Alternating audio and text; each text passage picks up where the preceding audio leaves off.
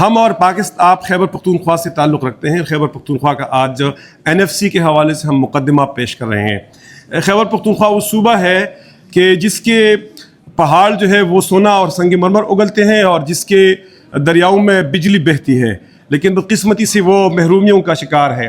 خیبر پختونخوا وہ صوبہ ہے کہ جس نے پاکستان کو ریفرینڈم میں ووٹ دیا تھا اور 51% کے جو ووٹ کاسٹ ہوئے تھے اس میں 99% پاکستان کو دیے گئے تھے.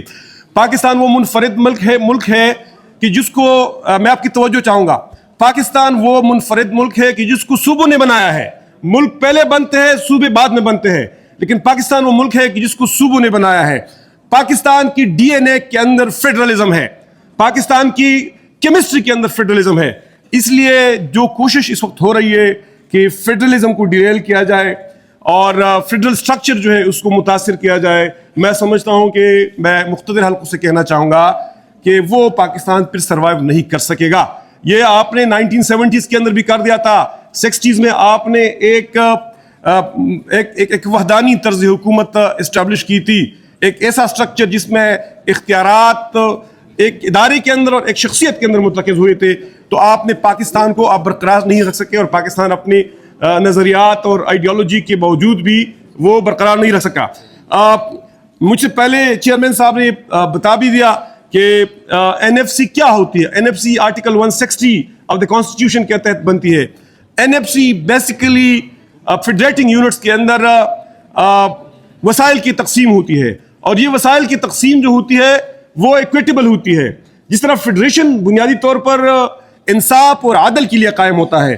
فیڈریشن کے اندر in terms of land, in terms of population, in terms of development ساری ریجنز ایکول نہیں ہوتے ہیں، لیکن فیڈریشن کا اسپرٹ یہ ہوتا ہے کہ وہ فیڈریٹنگ یونٹس اکٹھے ہوتے ہیں تاکہ اس میں equitable distribution of the resources ہو.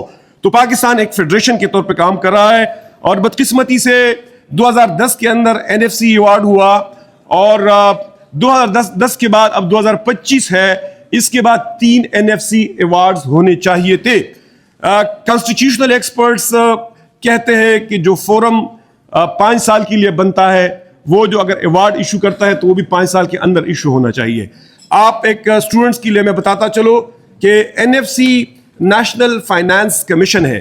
یہ بیسیکلی وہ کمیشن ہے جو 5 سال کے لیے تشکیل پاتا ہے، جس کو فیڈرل فائنانس منسٹر جو ہے وہ چیئر کرتے ہیں اور جس میں صوبوں کی نمائندگی ہوتی ہے. اس میں پروونشل فائنانس منسٹرز ہوتے ہیں اور 4 نمائندے صوبوں کے ہوتے ہیں اور پھر کچھ فیڈرل منسٹرز ہوتے ہیں. اس کمیشن کا بنیادی کام ایوارڈ دینا ہوتا ہے. اب اس وقت تک 3 کمیشنز 2010 کے آنول 3 کمیشنز بن چکے ہیں، لیکن کوئی بھی کمیشن ایوارڈ نہیں دے سکا ہے. میں یہ جو اسٹیٹسٹکس ہیں میں ان میں پڑھنے کی بجائے کچھ بنیادی ایشوز کی طرف اشارہ کرنا چاہتا ہوں. اس پوری ڈسکشن کے اندر جو قضیہ ہے وہ کیا ہے؟ بنیادی قضیہ یہ ہے کہ جب آپ نے ورٹیکل شیئر صوبوں کا بڑھا دیا 57.5% تک پہنچا دیا، تو اس وقت جو ہمارے مقتدر حلقے ہیں، جو ہمارے طاقتور حلقے ہیں، جو پاکستان کو اپنا اصل مالک سمجھتے ہیں، ان کا ایک ڈسکشن وہ ان کا ایک آرگومنٹ ہے. وہ سمجھتے ہیں کہ پاکستان کا اس وقت جو بجٹ ہے 2025-26 کا، تو یہ 17.5 ٹریلین روپے ہے، یعنی کہ ڈالرز میں آپ ان کو کنورٹ کریں گے 62 بلین ڈالر بنتا ہے.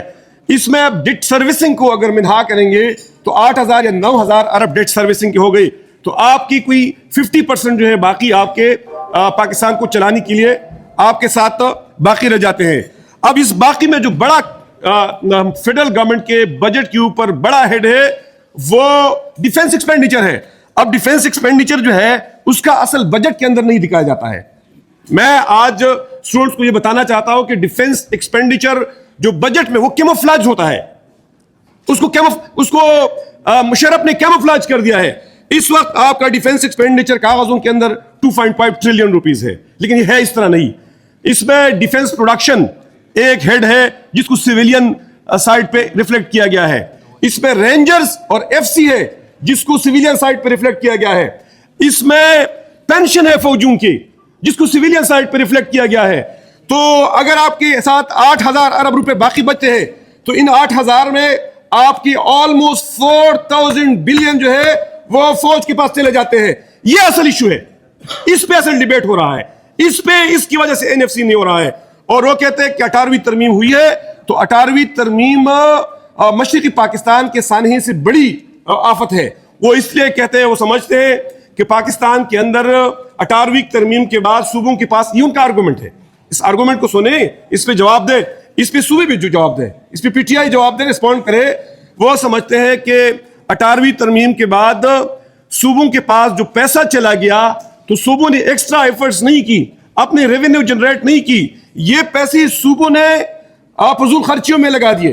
مطلب کے پی کی مثال دی جاتی ہے کہ کے پی نے اس وقت کے پی کے اندر 6 لاکھ سے اوپر ملازمین ہے, 6.5 لاکھ سے اوپر ملازمین ہے, سندھ کے اندر 5 لاکھ کے اراؤنڈ ہے, تو یہ 1.5 لاکھ جو سیلریز لیتے ہیں, پینشنز لیتے ہیں, اس وجہ سے یہاں ایک معاشی بحران ہے.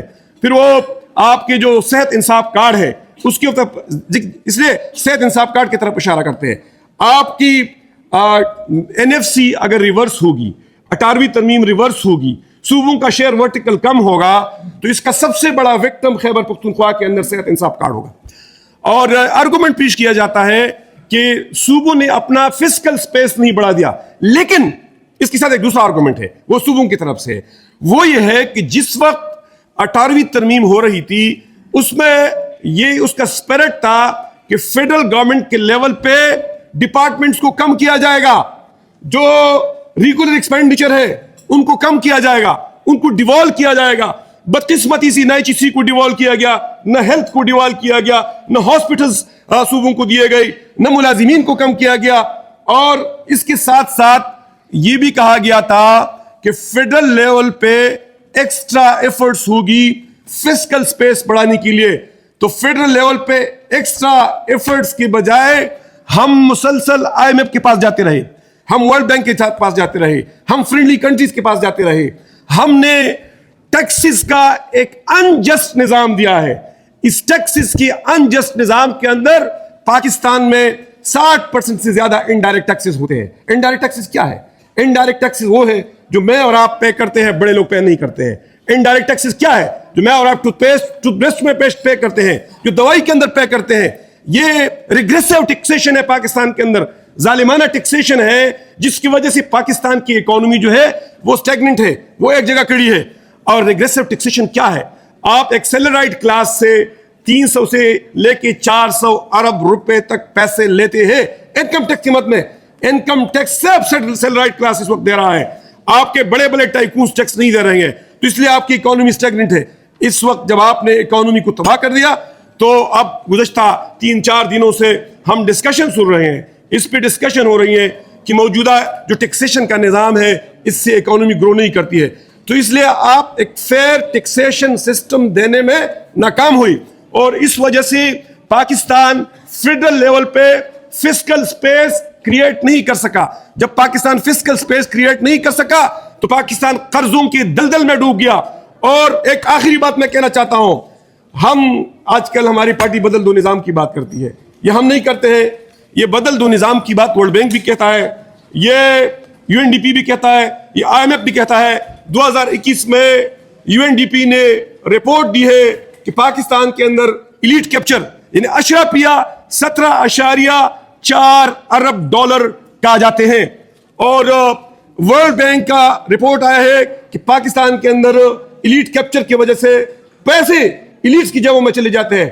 قانون بھی ان کے لیے بنتا ہے, آئین بھی ان کے لیے بنتا ہے, آئین کے اندر ترمیم بھی ان کے لیے ہوتی ہے کہ ان کو لائف لانگ امیونٹی حاصل ہو, ان کی سروس جو ہے پروٹیکٹ ہو. اور ابھی تو ہمارے مطلب IMF جس کے اوپر ہم ڈیپینڈ کرتے ہیں, جو ہمیں آکسیجن فراہم کرتی ہے, جو ہمیں اسٹیرائڈ سے زندہ رکھتی ہے, اس IMF نے بھی آپ کی گورننس کا جو ڈائگنوسس دیا ہے. میں طالب علموں سے اسپیشلی ریکویسٹ کرتا ہوں کہ ان تینوں رپورٹس کو پڑھیں کہ یہ جو فائنینشیل انسٹیٹیوشنز ہیں جن کے اوپر ہم ڈیپینڈ کرتے ہیں, تو ان کی رپورٹس کے اوپر ہم عمل کیوں نہیں کرتے ہیں. تو IMF کا بھی ڈائگنوسس یہ ہے کہ پاکستان کے 6% روپے وہ کرپشن کے نظر ہو جاتے ہیں, اور اس کا جب ان ٹرمز آف ڈالر ویلیو لگایا گیا ہے تو وہ 20 ارب ڈالر آپ کے کرپشن میں چاہتے ہیں. تو اس لیے آپ ایلیٹ کیپچر کو ختم نہیں کریں گے تو پاکستان آگے نہیں بڑھے گا, اور اس کے لیے آپ پاکستان کے فیڈرلزم کو نشانہ نہیں بنا سکتے ہیں. اس وقت میں اپنے عزت مآب بہنوں, بھائیوں اور اکیڈیمیا کو بتانا چاہتا ہوں کہ آپ کا جو فیڈرل نظام ہے یہ نشانے پہ ہے, لیکن میں اپنی اس بات کو دوبارہ ریپیٹ کرنا چاہتا ہوں کہ پاکستان صوبوں نے بنایا ہے. یہ ملک پہلے نہیں بنا تھا, اس سے پہلے صوبے موجود تھے. پاکستان کی ڈی این اے کے اندر اور کیمسٹری کے اندر فیڈرلزم ہے, اور فیڈرلزم کو آپ ریورس کریں گے. اور اس وقت 27ویں اور 26ویں اور 27ویں ترمیم پاس ہوئی ہیں. میں سمجھتا ہوں بڑی زیادتی ہوئی ہے. میں بڑے افسوس کے ساتھ کہنا پڑتا ہوں, مجھے افسوس کے ساتھ کہنا پڑتا ہے کہ پیپلز پارٹی جو کسی وقت ایک فیڈرل سٹرکچر کی حامی جماعت تھی, اور جس نے 1973 کا کنسنسس ڈاکومنٹ پروڈیوس کر دیا, جنہوں نے 18ویں ترمیم پروڈیوس کر دی, وہ اپنے ذاتی مفادات کے وجہ سے پنس گئے, اور انہوں نے 26ویں آئینی ترمیم پہ دستخط کر دیے, اور انہوں نے 27ویں آئینی ترمیم پہ دستخط کر دیے. اور اس وقت پاکستان تحریک انصاف اپنی لیڈر کی رہائی کا مقدمہ لڑ رہے ہیں, اور پیپلز پارٹی اور مسلم لیگ نون اپنی حکومت بچانی کا مقدمہ لڑ رہی ہے. نتیجتاً ہمارا اور آپ کا مقدمہ کوئی نہیں لڑ رہا ہے. ہمارا کوئی وکیل نہیں ہے اس وقت, ہمارا کوئی بولنے والا نہیں ہے. اس صوبے کے اندر تجربے کیے جانے کی کوشش کی جا رہی ہے. کل سے ایک خبر جو ہے وہ ہوا میں چل رہی ہے کہ یہاں گورنر راج نافذ کیا جائے گا. یہ صوبہ جو ہے یہ تجربہ گاہ ہے, اس کے اندر ہمیں گورنر راج بالکل قبول نہیں ہے. یہ فیڈرلزم کے اسپرٹ کے اگینسٹ ہے. یہ ملک کو ایک یونٹری طرز حکومت اور سینٹرلائز اسٹیٹ کی طرف لے جانے کی سازش ہے. اس لیے کسی بھی کوشش کو ریزسٹ کیا جائے. میں ان الفاظ پہ آپ سے اجازت بھی چاہتا ہوں, اور میں آپ کے سوالات کو اپنے واٹس ایپ پہ, اپنی ای میل پہ ویلکم کروں گا. میں اپنا وزٹنگ کارڈ جو ہے آرگنائزر کے ساتھ چھوڑ جاتا ہوں, اور میں انہی الفاظ پہ آپ سے رخصت چاہتا ہوں. جزاک اللہ.